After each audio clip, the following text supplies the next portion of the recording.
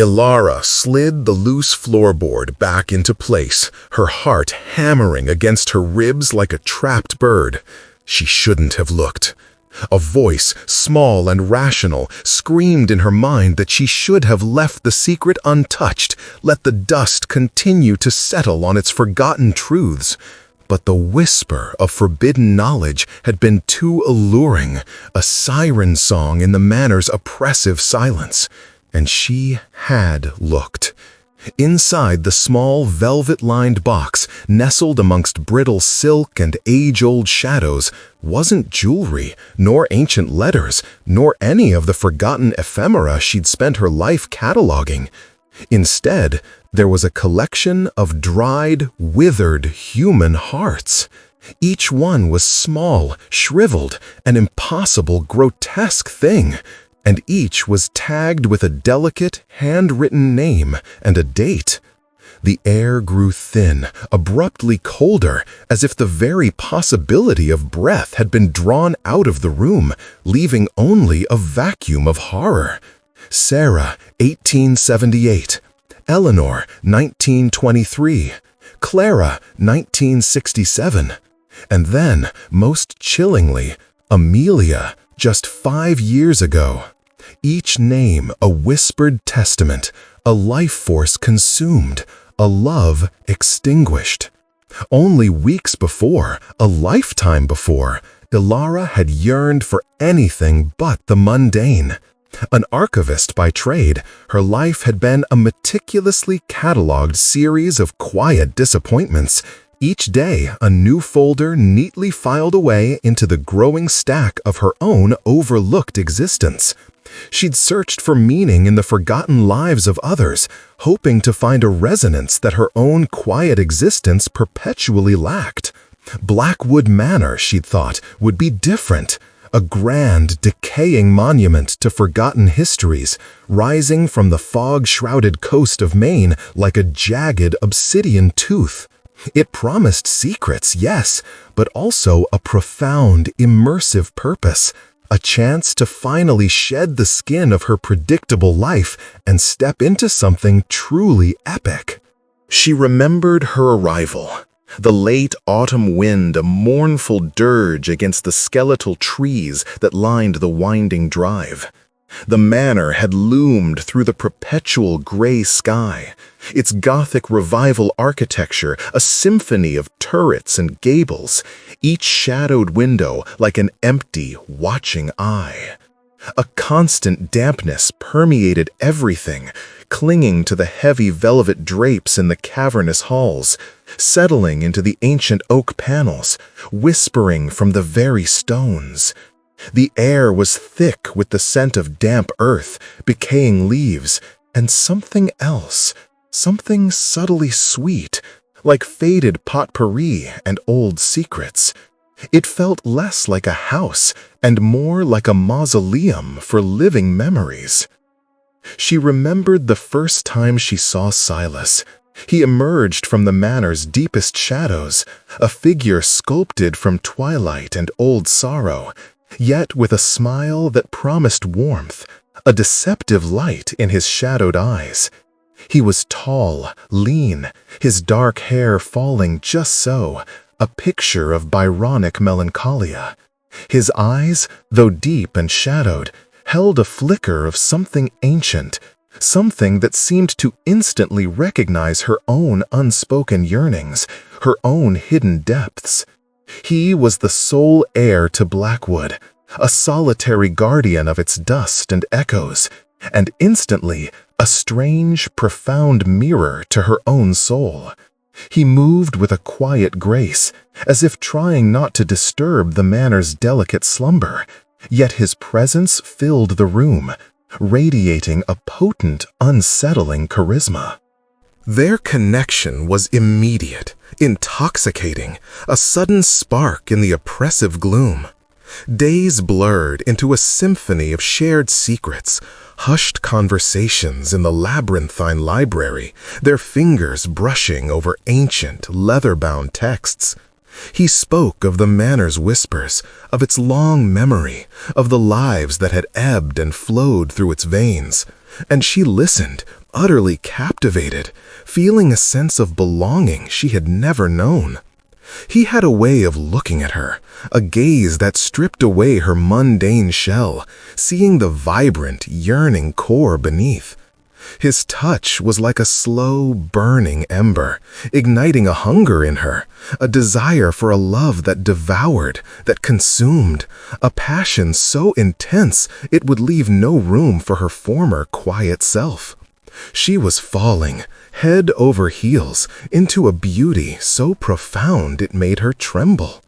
But even as their romance blossomed, deepening with each passing day, a subtle discord began to hum beneath the surface, a faint, disquieting note in their otherwise perfect symphony. The first noticeable sign was the conservatory. Once a vibrant cathedral of glass and green, filled with exotic orchids and lush ferns, it now stood desolate, its delicate flora blackened, its fronds skeletal, as if a sudden internal winter had descended.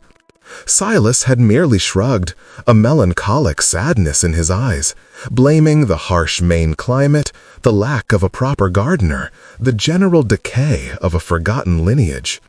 But Ilara felt a chill that had nothing to do with the weather. Her own small potted violet, a thoughtful gift from her best friend Julian, had begun to droop, its delicate petals turning bruised and gray. No matter how much she tended it, no matter how much light she gave it, it was as if some unseen blight was subtly leeching the life from everything around them. And then came the dreams. Whispers in the deep dark, a cold, hungry presence drawing close, a sensation of vital energy slowly, relentlessly being siphoned away, leaving her gasping awake, drenched in a sweat that felt like ice. She'd wake with a profound sense of exhaustion, as if she hadn't slept at all, but rather had been running a marathon through the underworld. Each morning, the vibrant colors of her life seemed a little duller, her own reflection in the antique mirror a little paler, her eyes a little more haunted. Julian, her steadfast friend, had called, his voice laced with an anxiety that bordered on frantic. "Ilara, you sound different. He's changing you. There's something wrong with that place, with him." His concern, though genuine, was tinged with an obvious jealousy, a desperate possessiveness that Ilara could taste even over the crackling phone line. She dismissed his words as the ramblings of a man who couldn't understand the depth of her new passion, a passion that felt like fate itself, too grand and too consuming for his limited, practical understanding. She simply couldn't see the truth in his worried pleas. Her heart, already deeply ensnared, refused to acknowledge any threat. The manor itself seemed to press in, its silence deepening, its shadows lengthening. Each creak of the floorboards, each whisper of the wind through broken panes, became a part of their shared, isolated world. Silas was her sun, her moon, her entire sky. His presence was a comforting weight, a familiar warmth that held the growing chill at bay. Yet sometimes, in the dead of night, she felt a strange internal shudder, a profound weakness, as if her very bones were growing fragile, as if something was slowly dissolving within her. She remembered him once, running his hand over a wilting rose in the dying greenhouse, its petals already crisp and brown at the edges. The remaining crimson tears fell at his touch, a silent, beautiful, tragic decay.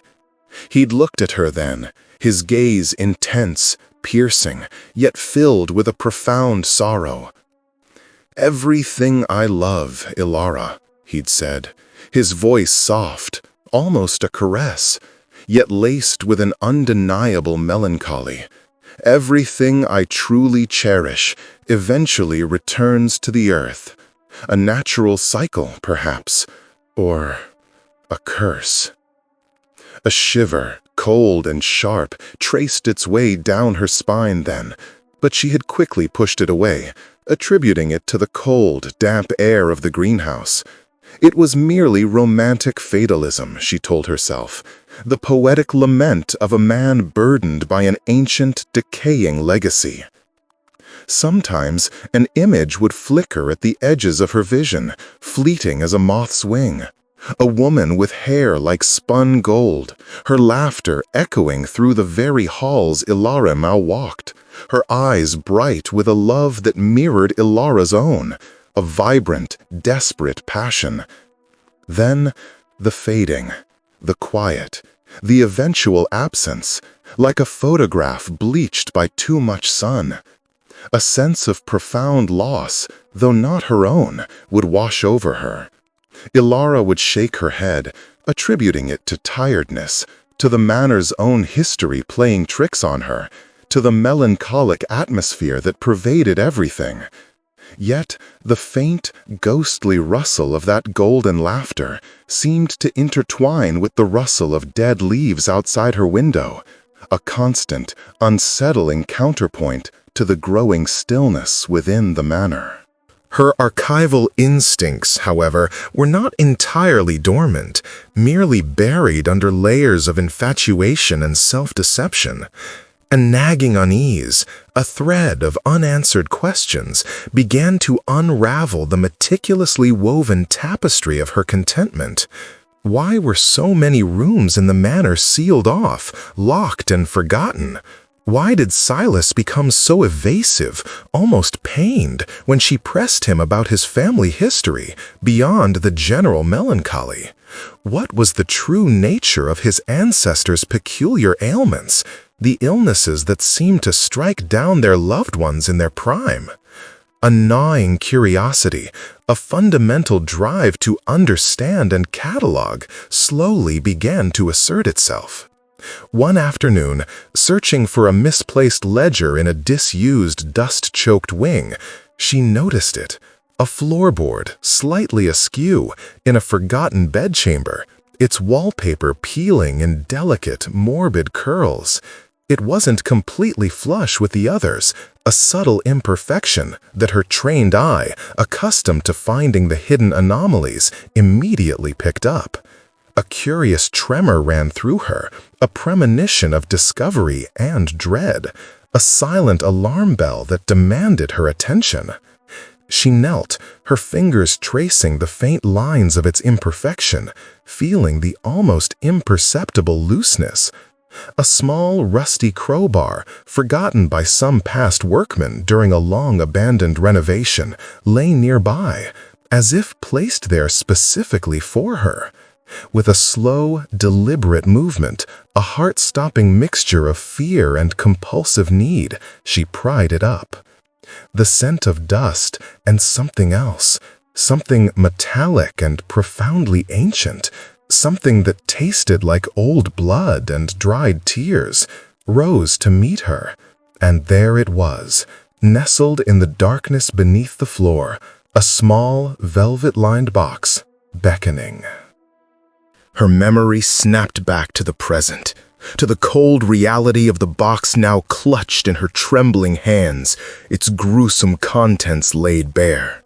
Each withered heart was a testament, a name and a date, a life extinguished, a love consumed.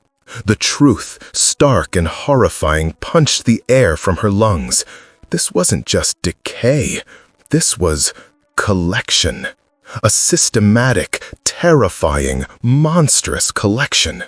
Silas found her there, in the deepening gloom of the room, the box open, its contents a testament to his monstrous secret.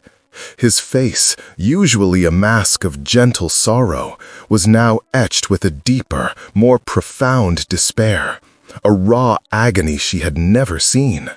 His eyes, dark as the deepest well, met hers, and in their depths she saw not just resignation, but an ancient, terrible hunger that now seemed to fix itself upon her, claiming her, consuming her, drawing her deeper into his abyss. He didn't deny it. He couldn't. His very presence, his profound, inescapable sadness, was the confession itself. His voice, when it finally came, was a ragged whisper, a confession dragged from centuries of torment, a seductive plea wrapped in the chilling truth. "Elara," he began, the name a caress, yet tasting suddenly of ash and sorrow. "My dearest Elara, there's a darkness in me, a shadow that clings to my very soul, a thing that runs deeper than blood, a parasitic entity. It feeds, it thrives on love, my love. It consumes, it withers, it takes everything it touches. It is the very heart of Blackwood, the root of its decay, a part of this endless, hungry night, and it is inextricably bound to me." He stepped closer, his shadow falling over her, over the box, over the withered hearts, a profound and terrible intimacy in the gesture. "I tried to fight it. God, I tried. For centuries I have tried to starve it, to deny it, to outrun its grasp. But it is stronger than I am. It is the very root of my being, the core of my curse. And now it has found you. It has chosen you." His hand reached out, not to touch her, but to gently, almost reverently, close the lid of the velvet box. The soft click was final, definitive, a period at the end of a terrifying sentence. "You shouldn't have looked, my love, but now that you have, you understand the depth of my despair, and the terrible, beautiful truth of what we are destined to become." A single perfect tear traced a path down his pale cheek, shimmering in the fading light, but Elara couldn't tell if it was for her, for himself, or for the endless parade of victims that had come before. Her heart, once hammered by fear, now throbbed with a different, more dangerous emotion, a desperate, aching need to save him, not from the entity, not from the curse, but from the unbearable weight of his own monstrous existence. Her love, once pure and burgeoning, had twisted, becoming something obsessive, something terrifyingly potent, a desperate resolve that defied all reason. The decay, she realized with a chilling certainty, wasn't just outside, consuming the manor. It was inside her, too, blooming like a poisonous flower, irrevocably binding her fate to his. Her love, once pure and burgeoning, had twisted, becoming something obsessive, something terrifyingly potent, a desperate resolve that defied all reason. The decay, she realized with a chilling certainty, wasn't just outside, consuming the manor. It was inside her, too, blooming like a poisonous flower, irrevocably binding her fate to his. The terror, the profound, gut-wrenching horror, had been swiftly eclipsed by a surge of perverse, exhilarating purpose. Her fear, so immediate and visceral, had simply faded, replaced by an intoxicating current of adrenaline and a fierce, possessive love that refused to be deterred. This wasn't a monster to be fled, she told herself, but a broken man to be mended, a soul to be saved from an ancient, terrible fate. She would be the one strong enough, loving enough, to break the curse that had claimed so many before her. Days blurred into a feverish kaleidoscope of research fueled by a desperation that gnawed at her bones. She scoured Silas's vast, dusty library, poring over forbidden grimoires and brittle, leather-bound journals, some written in hands that had turned to dust centuries ago. Her fingers, once nimble and precise, began to tremble, to ache, her skin growing unnaturally translucent like old parchment. Silas watched her, his expression a complex tapestry of sorrow, admiration, and a faint, unsettling flicker of hope. He would often find her slumped over some ancient tome, the lamplight casting long, hungry shadows across her increasingly pallid face, and gently carry her to bed. His touch, once a comforting warmth, now brought with it a profound, draining weakness, yet simultaneously a strange, desperate strength. She felt herself clinging to him, physically and emotionally, as if his proximity was the only thing holding her rapidly unraveling self together. The Manor's decay mirrored her own, accelerating with a sinister synchronicity. The remaining houseplants in the solarium, once merely wilting, now crumbled into dry dust at the slightest touch. A faint, cloying scent of rot hung heavy in the air, a sweetness tinged with decay, like forgotten flowers in a closed room. Her violet, Julian's gift, now a shriveled husk of purple, felt less like a dying plant and more like a cruel prophecy. She often caught her reflection in the antique mirrors, her eyes wide and haunted, dark circles blooming beneath them like bruises. Her lips, once full, were now perpetually chapped. Her hair, once lustrous, grew brittle, prone to breaking. She was dissolving, fading, becoming one with the Manor's slow, deliberate surrender to time and darkness. One blustery afternoon, a new face arrived at Blackwood, Genevieve. She appeared through the driving rain like a revenant, her face sharp and unyielding, her eyes the color of a winter sea. She was a descendant, she declared, of a family sworn for generations to watch and, when necessary, to act against the entity that plagued the Blackwood line. She brought with her ancient scrolls and brittle genealogies, laying bare the monstrous scope of the parasitic entity's history, its tendrils reaching back through the centuries, a blight on the land, a devourer of souls. Genevieve spoke of the entity not as a curse, but as a conscious, malicious being, a primal hunger that had bonded with Silas's ancestor, passing from host to host, growing stronger with each life consumed. She pointed to faded etchings of a woman with golden hair, smiling, vibrant, then withered and skeletal in successive images.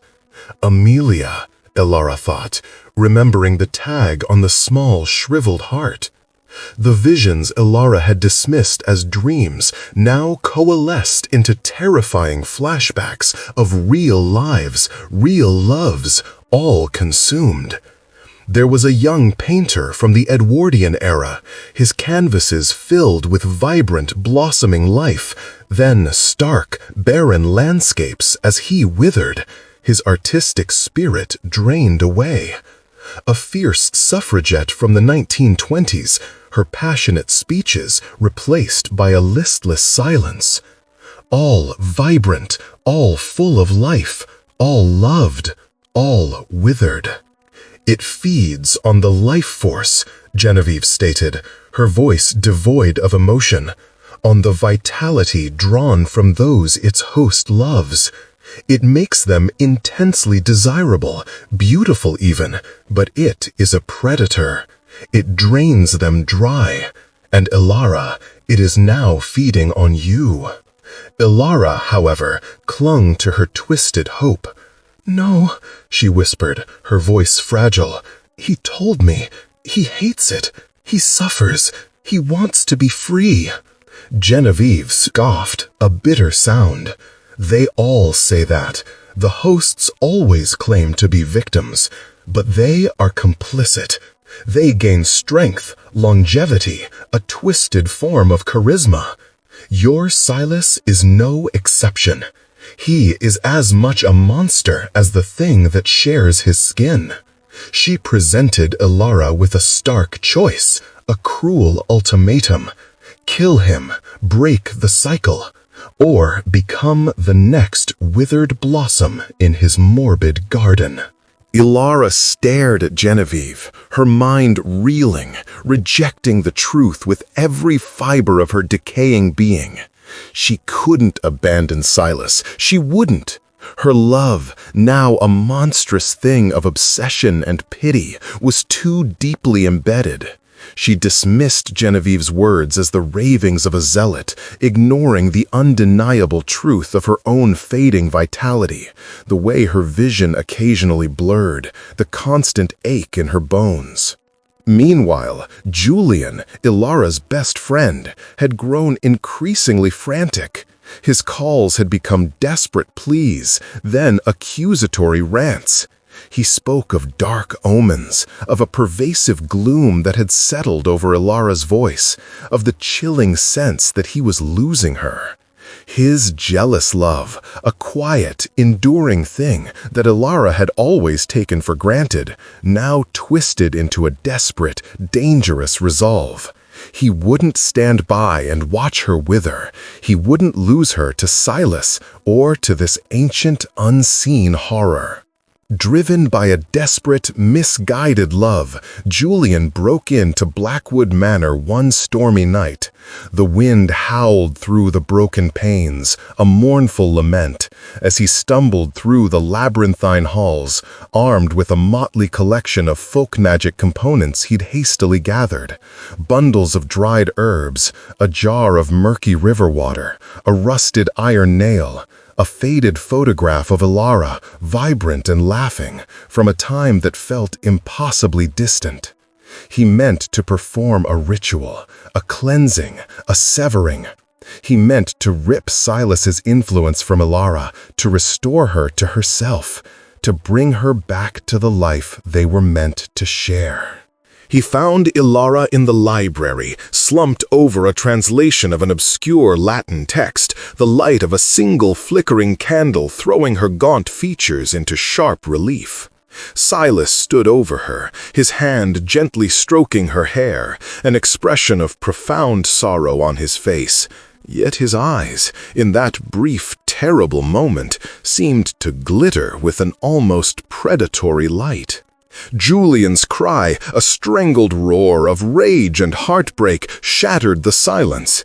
He lunged forward, brandishing his crude implements, chanting words half-remembered from ancient superstitious texts.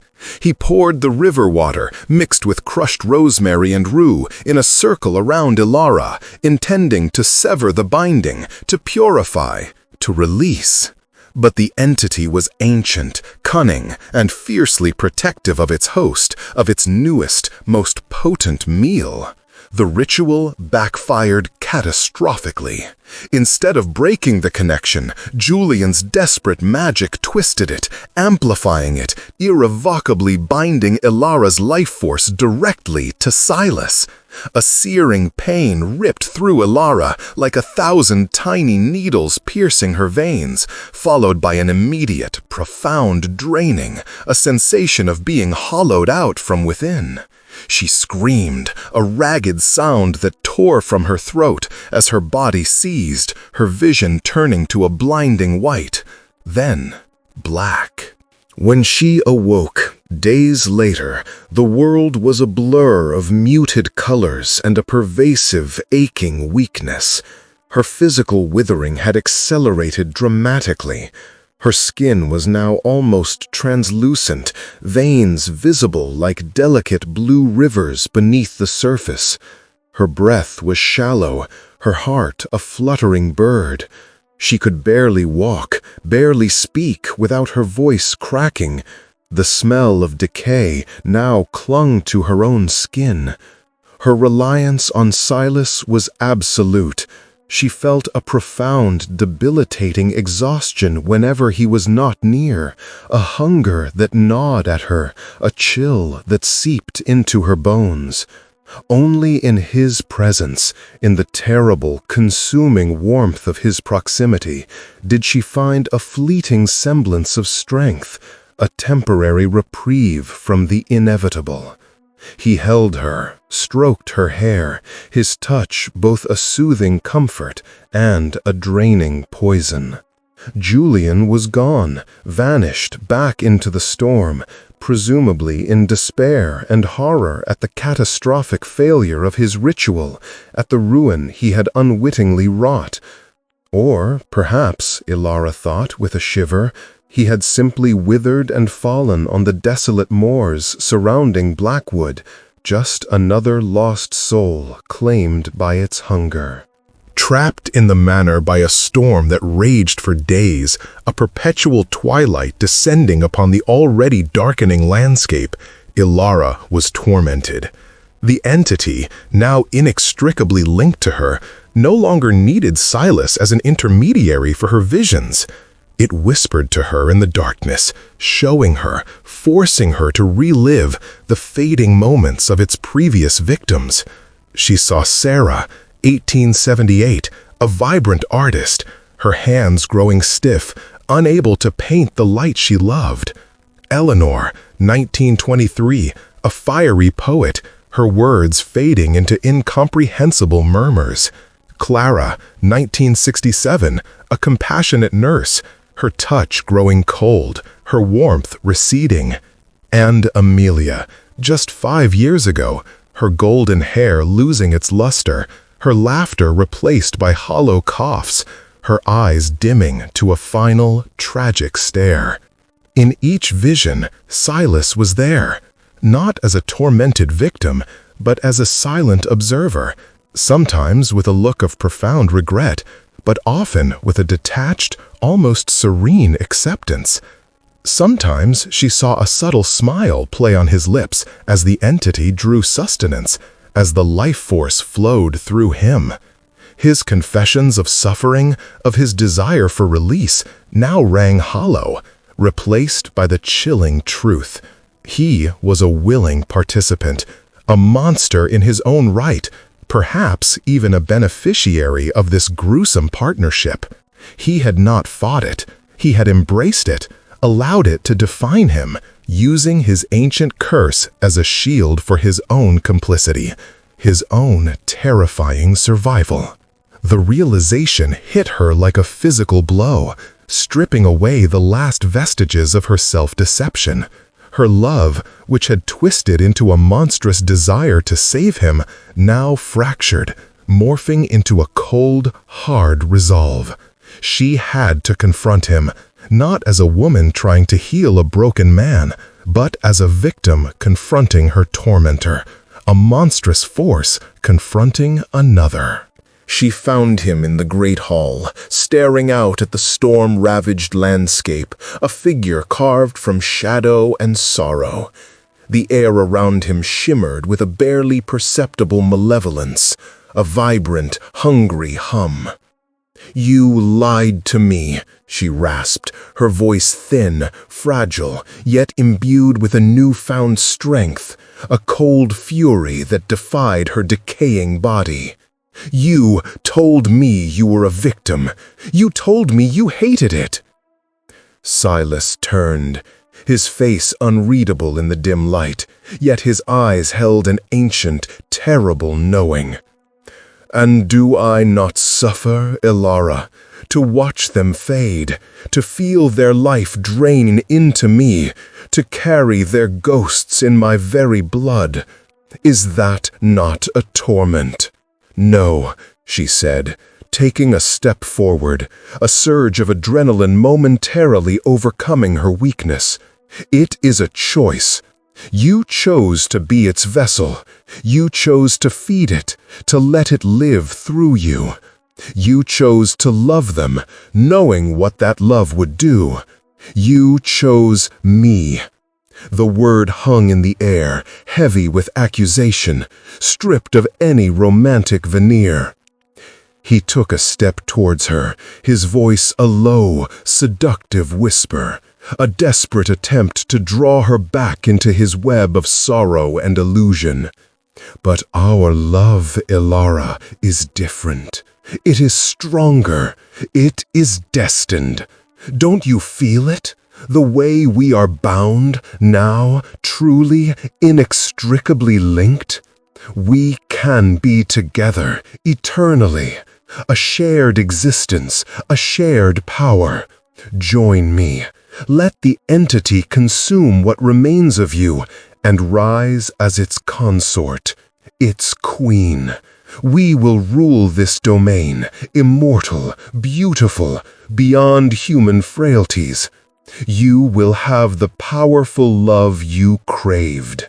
The entity itself seemed to pulse within her, offering a seductive vision of power, of a twisted eternity entwined with Silas, a dark, sensuous embrace that promised an end to her pain, a transformation into something primal and grand. The binary choice Genevieve had given her, kill Silas or become a victim, seemed a paltry thing compared to this, the entity's own tempting offer: join and truly become a part of the monstrous love she had so desperately sought. But Ilara looked at him, truly looked, past the seductive beauty, past the ancient sorrow, to the profound emptiness within. She saw not a partner, but another victim, complicit in his own damnation. And she saw her own wilting hands, her own fading reflection, and she knew she couldn't simply trade one form of consumption for another. Her love, twisted as it was, now demanded something more profound, something truly sacrificial, a love that would not merely consume, but transform. She looked away from Silas, her gaze settling on the dust motes dancing in the weak light that filtered through a high-arched window. She rejected his monstrous invitation. She rejected Genevieve's brutal ultimatum. There had to be another way, a way to end the cycle, to break the curse, without extinguishing the man she had loved, without fully surrendering to the entity's hunger. Her mind, despite her body's frailty, raced, connecting fragments of Genevieve's ancient research with the botched components of Julian's ritual. The entity thrived on life force, on love, on attachment. It was a parasite. What if it could be relocated? What if it could be contained? The Latin texts she had been studying had hinted at ancient wards, at transfers of energy, at bindings stronger than death. Julian's ritual, in its catastrophic failure, had shown her a path, a dark blueprint for an inverted alchemy. If it could bind her to the entity, perhaps it could bind the entity to someone else entirely. To her. She began to move, slowly at first, then with a frantic, desperate energy that surprised even herself. She gathered what she needed, the remains of Julian's dried herbs, now scattered and brittle, but still potent. A silver dagger, dulled with age, from a display case in Silas's study, its hilt cool against her feverish skin.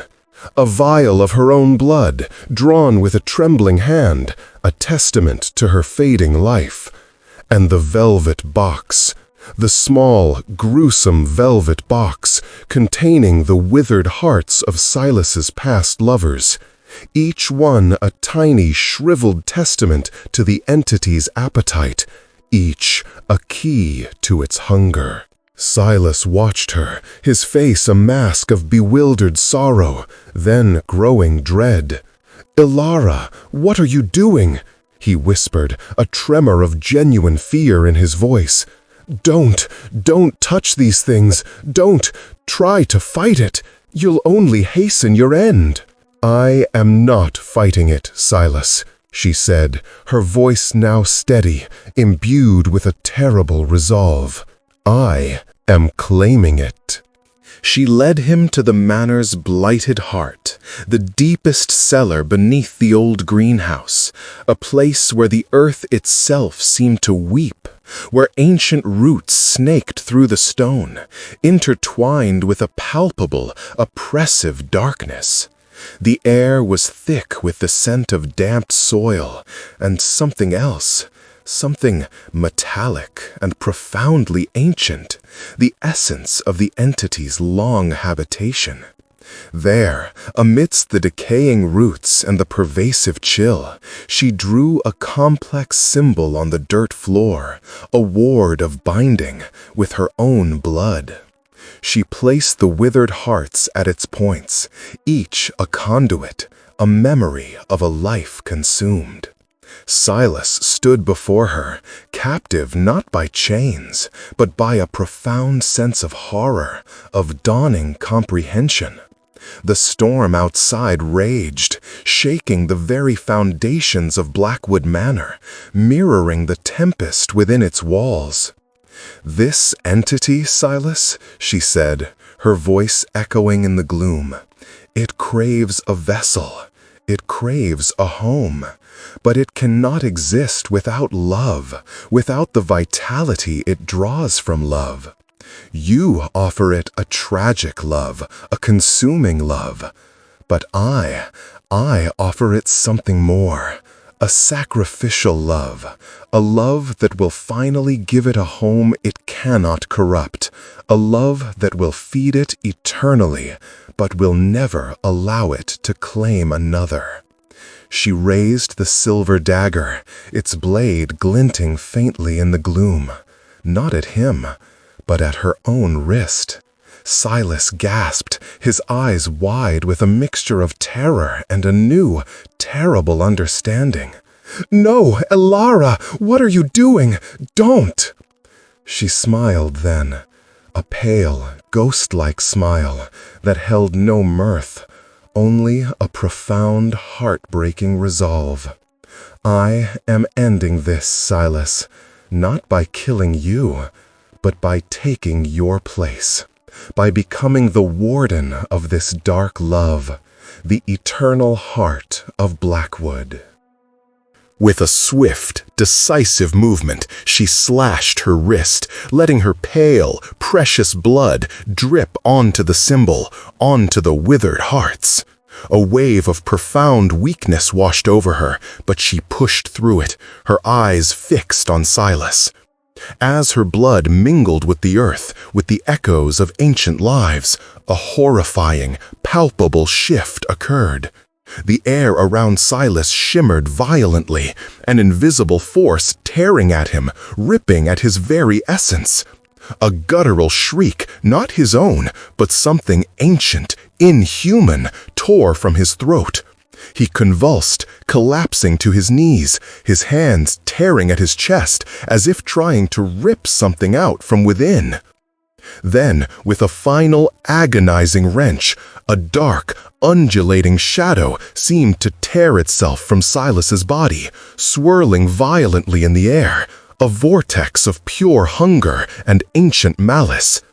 It coalesced, a formless, hungry thing of pure darkness, drawn inexorably towards Elara. She stood firm, her eyes unblinking, her blood still flowing onto the earth, a beacon for the entity. It lunged, not attacking, but merging, flowing into her open wound, into her veins, into her very soul. A scream tore from Elara, a primal, earth-shattering sound of agony and power, as the entity consumed her, transformed her. Her body convulsed, her skin growing even paler, her eyes flashing with a light that was no longer human, but something ancient, terrifying, profound. The symbols on the ground glowed with an unholy luminescence, binding the entity within her, not as a parasitic host, but as an eternal, self-sacrificing prison. When the transformation ended, the storm outside ceased, replaced by an eerie, profound silence. Elara stood, no longer frail, no longer wilting. She was still Elara, but a terrifyingly altered version. Her hair, once brittle, now flowed around her like dark water. Her eyes, once haunted, now held the depth of centuries, the cold, powerful wisdom of the entity she had absorbed. Her skin was alabaster, impossibly smooth, and a faint internal glow emanated from her, a visible current of immense contained power. Silas, now mortal, broken, and utterly alone, lay sprawled on the damp earth. He looked up at her, his face a mask of horror, of dawning understanding, of profound, aching loss. He was free, truly free for the first time in centuries, but the cost was everything. His immortality, his power, his curse had all been transferred. He watched as the faint traces of the entity's power, the subtle, insidious bloom of decay, began to fade from the walls, from the very air of the cellar. The manor, released from its ancient blight, would slowly begin to heal. Ilara knelt, her movements fluid and deliberate, no longer constrained by human frailty. She looked at him, her gaze piercing, knowing, yet devoid of the consuming love that had once defined them. "You are free, Silas," she said, her voice echoing with a resonant, ethereal quality, a voice that was both hers and something far older, far more powerful. Free to live, to love truly, to experience life and its inevitable end. She rose, turning away from him, towards the ancient, pulsating heart of the cellar. She was the manor's new warden, its eternal guardian, a living prison for the entity she had absorbed. Her love, once a desperate need to find meaning, had become a monumental, self-annihilating act of sacrifice. She would feel the entity's hunger, its cold, ancient craving, but it would feed only on her, trapped within the unbreakable bonds of her impossible love, forever preventing it from claiming another. Silas watched her, his former tormentor, now his savior, his love, now his living grave. He watched her walk deeper into the shadows, a pale, powerful figure, the last impossible blossom in the garden of Blackwood, wilting and blooming all at once, an eternal monument to a love that devoured, transformed, and ultimately sacrificed everything. He was free, yes, but he was also utterly, irrevocably alone, haunted by the memory of the woman he had loved, the woman he had destroyed, the woman who had become the very thing he had once been. The true monster, in the end, was not the entity, nor even Silas himself, but the consuming nature of love when pushed to its most extreme, most terrifying conclusion.